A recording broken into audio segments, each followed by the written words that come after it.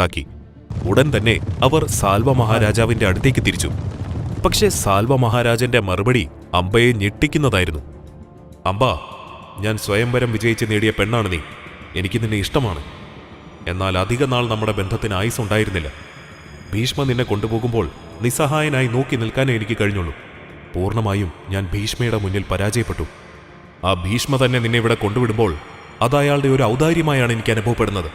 ഞാനിപ്പോൾ നിന്നെ സ്വീകരിച്ചാൽ എന്റെയും എൻ്റെ രാജ്യത്തിൻ്റെയും അഭിമാനത്തിന് അത് കോട്ടം വരുത്തും. നിനക്ക് ഭീഷ്മയുടെ അടുത്തേക്ക് തന്നെ തിരികെ പോകാം. അംബയുടെ ഹൃദയം പൂർണ്ണമായും തകർന്നു. ദേഷ്യവും ദുഃഖവും അവളുടെ ശരീരത്തിൽ മുഴുവനായും പടർന്നു.